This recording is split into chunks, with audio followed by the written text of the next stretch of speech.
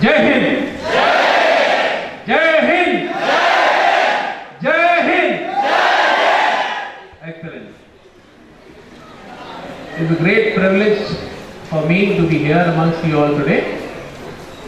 And I must admit that had it not been for the affection, care and the relationship that we enjoy with the Swami Nikhilesh, it would have been extremely difficult for me to come today, because we had a very, very important engagement tomorrow for which the whole day was required. I was required to prepare. But once he says, it is almost like a command for me, and I never disobey the command of Swami Nikhilesh. Thank you, sir. Thank you for the invite.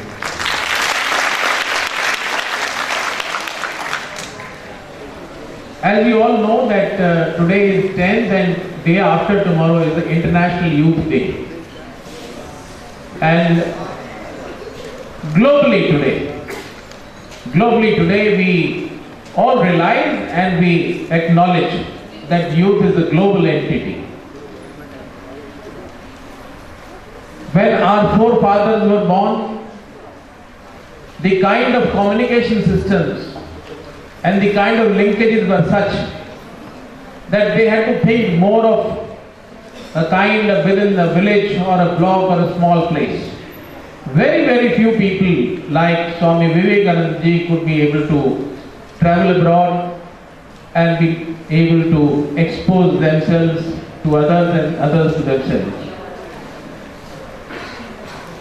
When we grew up, we got a lot of opportunities to go around the nation, maybe a couple of times to other countries also. But lucky is the generation today.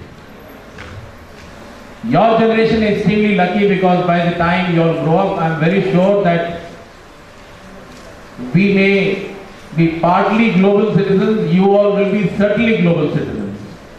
And maybe the next generation will be generation in the space. People would be traveling to different planets altogether. And I must tell you that as far as we are concerned in India, we give a lot of importance to the youth, both within the country and beyond that as well. The example of these are both the President, the Honorable President and the Honorable Prime Minister. You all know that the kind of Presidents and Prime Ministers we've been having, a number of them have risen from very humble backgrounds and yet reached the top in the country. And at the same time, these people, the way they have lived, the way they have conducted themselves, they have endeared themselves to the youth of the country and also youth globally. What our Honorable Prime Minister thinks about the youth, I'll just show you.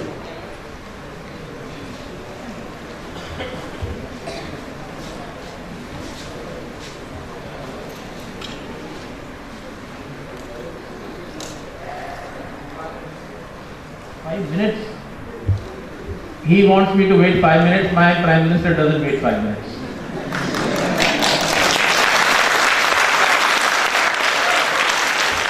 You see, I must tell you that we had a Prime Minister who used to publicly admit that he is the Prime Minister in a hurry. And those days are about more than a decade ago. And today's Prime Minister, be it India or otherwise, they have to be in a hurry because there is so much to be done. And all of you grown into the digital age where instantaneously you are connected to everything.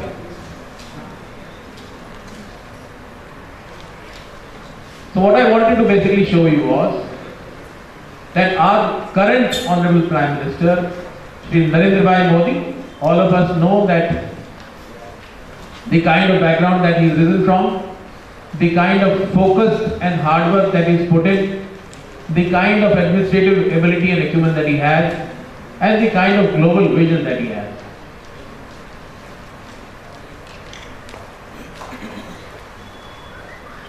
And what I wanted to show you was, in the small clip, as to what he feels about the youth of the country.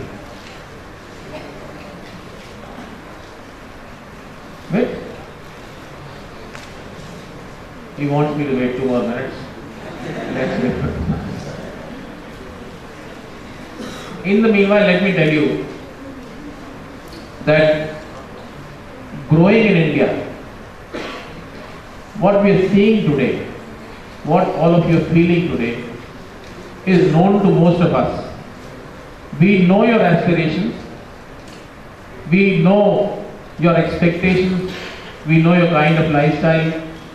We are also aware as to where you wish to go, and how you people are planning, studying, empowering yourselves, upskilling yourselves to do all that, and the shortcomings at times that you face, and how the government and the other organizations are working overnight to be able to provide you as many of those facilities and policies and programs as are possible. Even we in the Nehru Yuva Kendras, we are thinking of creating a program especially for those who are really motivated, especially for those who really think that they are patriotic and they want to do something for the nation. One such program is about to be launched, in which youth from the entire country will be selected. About 350 or 360 youth will be selected. They will be given a lot of facilities for about a year to understand the difficulties in various districts of India, and we expected to submit a report thereafter, wherein for about 4 months or so, a little less than 4 months, they will be given exposure to institutionalized training about governance, and then about 7.5 months they will get a chance to go and work in different districts and study different subjects of governance, on which they will thereafter submit their reports, for which they will be given a diploma from the Rajiv Gandhi National Institute of Youth Development, and they will be paid a handsome amount during this entire 1 year for carrying out these kind of studies. And over a period of time, we hope we will be able to build a kind of momentum of large number of youth who want to work for the nation and want to do something, although they themselves are capable of doing a lot of things, but yet they want to spare some time for the nation out of their own love for the country. Yeah, next.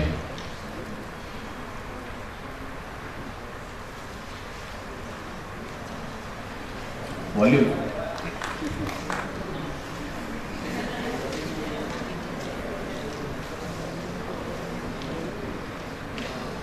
You can replay it if you like.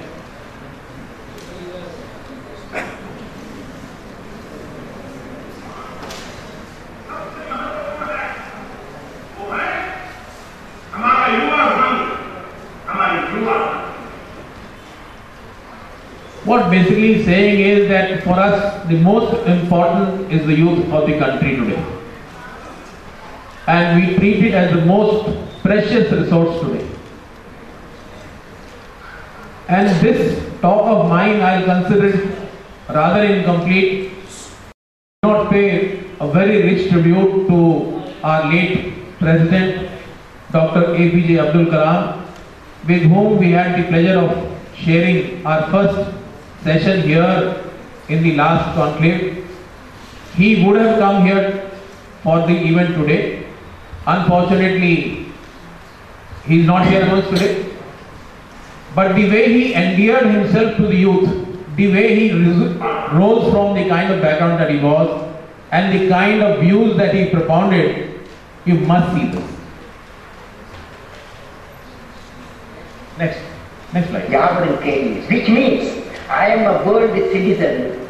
Every citizen is my own kith and kin, he said 3,000 years back. As we say in India, where there is righteousness in the heart, where there is righteousness in the heart, there is beauty in the character. When there is beauty in the character, there is harmony in the home. When there is harmony in the home, there is harmony, there is an order in the nation. When there is order in the nation, there is peace in the world.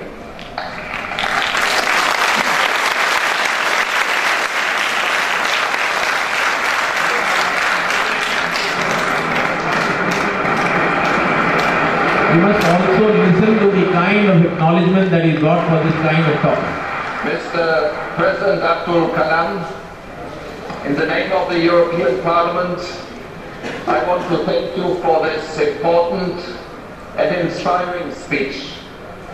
This was one of the most extraordinary speeches we have ever heard.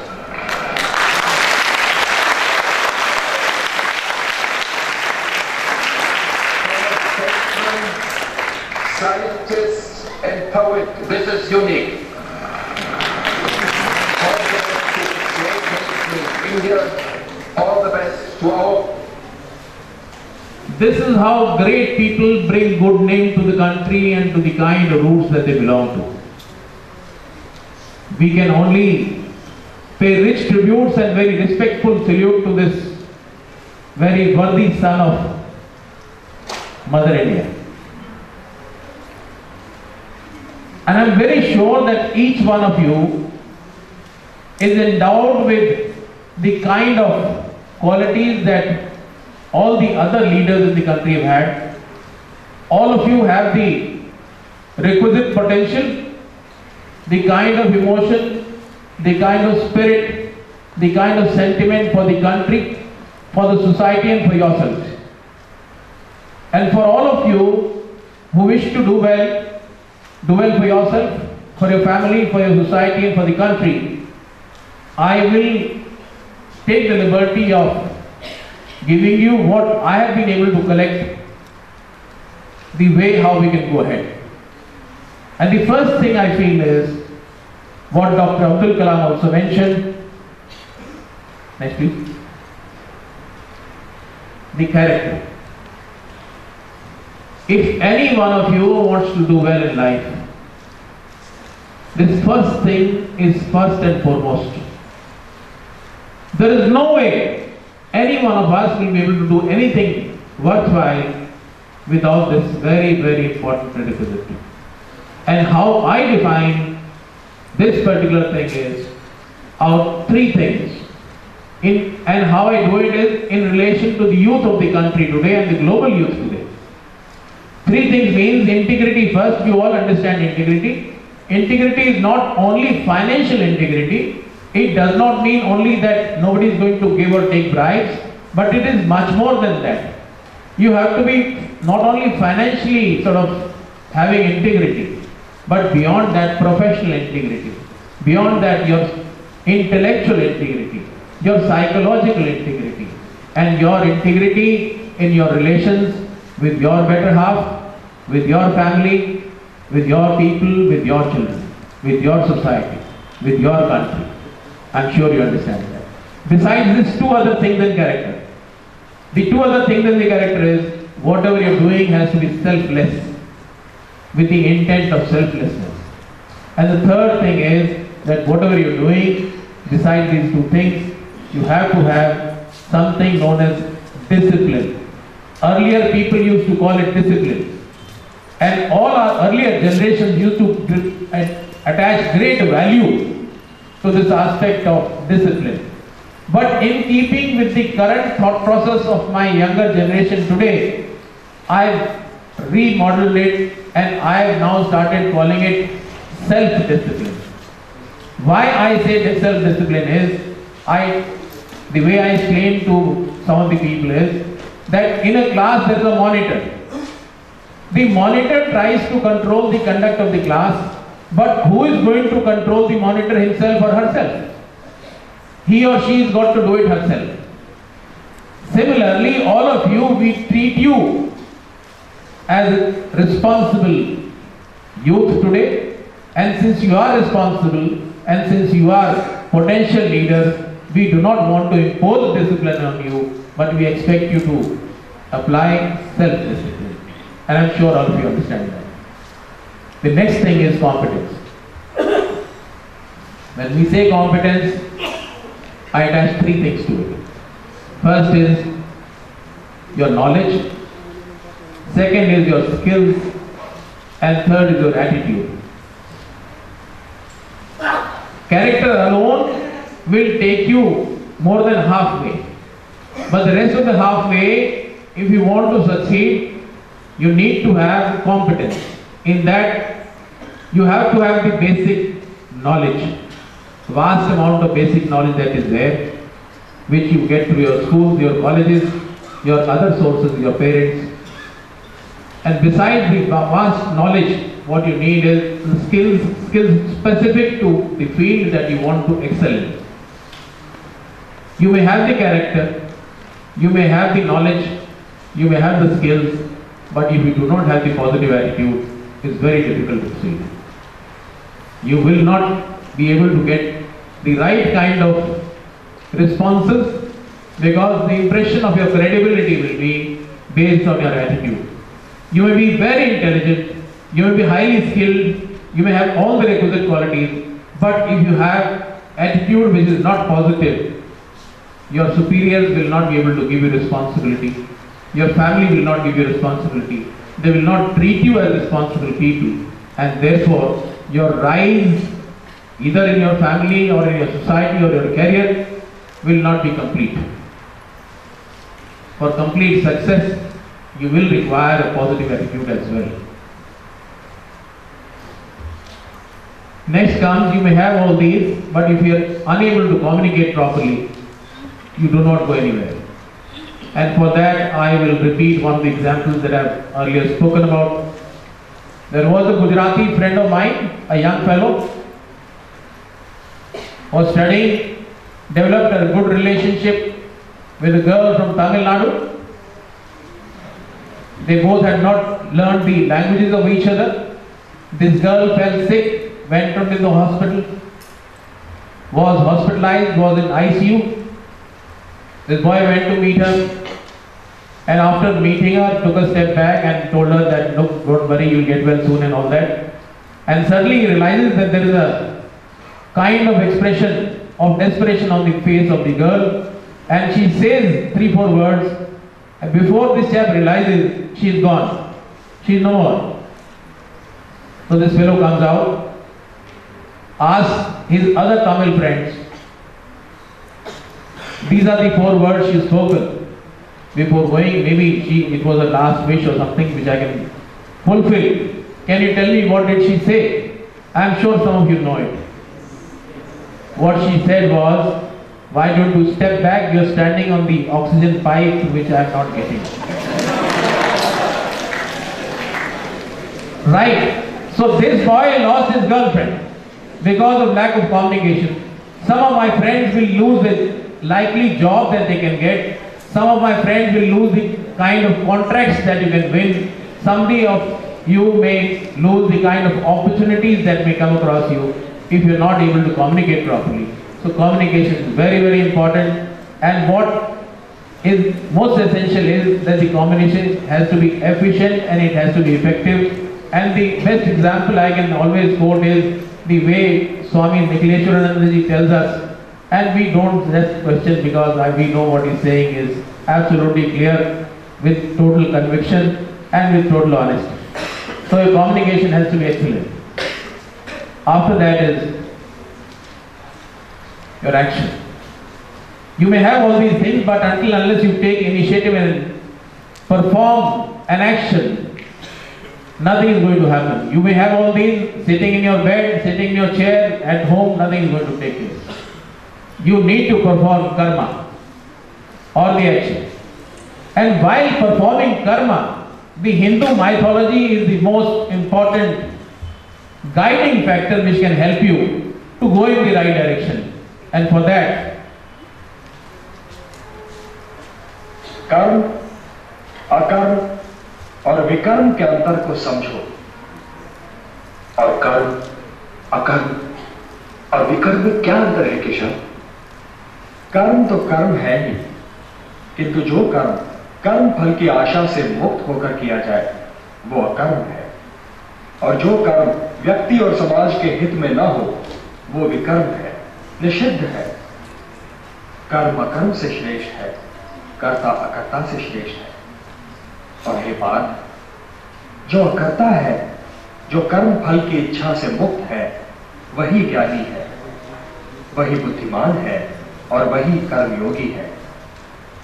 उसके लिए उसका कर्म ही कर्म फल भी है, और इसीलिए वो एक कर्म के पालन के उपरांत कर्म फल की प्रतीक्षा में नहीं ठहरता, बल्कि दूसरे कर्म की ओर। Person moves from one karma to another without waiting for the fruits of the karma that he is doing. As long as you are performing nishkam karma, sakam karma, you are on the right lines, you will reach your destination. Next please.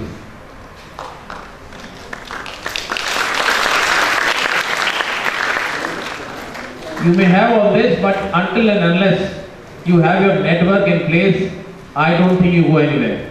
And when I talk of network and when I talk amongst the youth, a large number of them tell me, sir, we got an excellent network. I say, how do you have the excellent network? They say, sir, I've got 359 friends on the Facebook. And when I ask them how many of them are actually genuine, they know how many of them are. And especially in today's world, most of my men folk, they know that how many of the other kind of Facebook IDs are fake or otherwise. Team building is essential. The networking does not mean networking on Facebook. It means much more. And at the critical time when you reach a particular stage, if you have not built your team well in time, and if the strength of the team is not there, you will not be able to achieve much. I've been talking of this for last 2 decades. Numerous examples are there before you. A large number of people in the highest positions in the governance or even administration or in the companies, when they are not able to do well, if you just analyze this particular aspect, whether the team was intact, whether the team was built over a period of time, and whether they enjoyed the kind of bond that should have been there, you'll find that this was missing. Convergence. You may have lots of resources, enough ideas, lots of various kinds of technological abilities, HR, finance, everything. But if you are not able to converge them properly on the point of decision in the kind of strategy that you have, you won't be able to get results. So convergence is essential. And the last issue is balance. Until and unless you are able to balance things properly, things don't happen properly. Dharet atmana atmanam na atmanam avasadaye atmaiva yatmano bandhu atmaiva ripuratmana. मनुष्य का यह कर्तव्य है कि वो अपना पतन न होने दे और स्वयं ही अपना उद्धार करे। मनुष्य स्वयं ही अपना मित्र भी है और अपना शत्रु भी है। जिसने अपने अहम, अपने मन और अपनी इंद्रियों को अपने वश में कर लिया हो, वो स्वयं ही अपना मित्र है। और जो इनके वश में हो गया पार, वो स्वयं ही अपना शत्रु है। जो शीतकाल और ग्रीष्म काल, सुख और दुख, मान और अपमान में शांत रहे और संतुलन रखे, वो जितेंद्रिय पुरुष। He is the one who will win, the one who is able to control himself, have self-confidence, and not allow himself to get drift.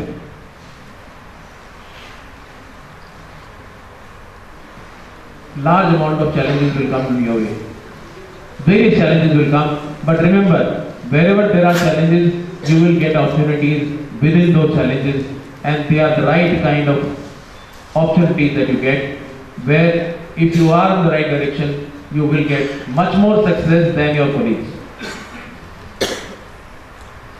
The youth of today has much larger stake, and you have a much larger responsibility which is global in nature, unlike our generation which did not have so. There is a rich guy and he's got a son and he goes to practice running every day. He's got all the running gear. He's been practicing and practicing with all those Nike and good running shoes, good mat, good track, everything. Now on the day of the final competition, there is another boy. He's never had the resources, not much of practice, comes from a humble family background. The race is on and a large number of people like you are witnessing the race. Everybody is trying to cheer somebody or the other. Everybody is trying to say buck up to either this boy or the other boy. They both are running fast. Obviously the boy who had much larger amount of practice is a little ahead. The other boy is a little behind. They're reaching, just about reaching the final tape or the finish line. It is at this stage that the boy who is running ahead deliberately eases his pace. And those last 3 steps he takes slightly slowly than what he could have done easily. Who's won? Who wins? Who wins now? Is it the boy who was weaker, has he won, or is the boy who was stronger, has he won? Both have won. Both have won, and along with both these guys, the entire audience like you, they have won. Because today, all of us have learned a lesson that if we can work for each other, both of us could win, all of us could win. And for this, the last small anecdote I want to narrate is about Barbari, a small character in Mahabharata. At the age of 4.5 years, he comes across Lord Shri Krishna and he asks him a question. Hey Madhav, मुझे मानव जन्म की प्राप्ति हुई है. हे माधव, मुझे मानव जन्म की प्राप्ति हुई है. कृपया मुझे बताएं कि मानव जीवन का सबसे अच्छा सदुपयोग क्या है? And Lord Krishna replies, you asked a beautiful question. Normally this question comes to the mind of people when they reach 70, 75, 80 years of age. You ask the question at the very right age, 4.5 years. If you understand the answer properly, you'll be able to lead your life properly. And he tells him, Barbari, मानव जीवन का सबसे अच्छा सदुपयोग दूसरों के लिए जीवन जीना है. दूसरों के लिए. I'm sure the youth of today is going to live for each other, create that kind of global peace as Dr. Kalam has said. I wish you all the best. I'm sure all of you will do well. Best wishes. Jai Hind! Jai Hind! Jai Hind! Vande! Vande! Vande!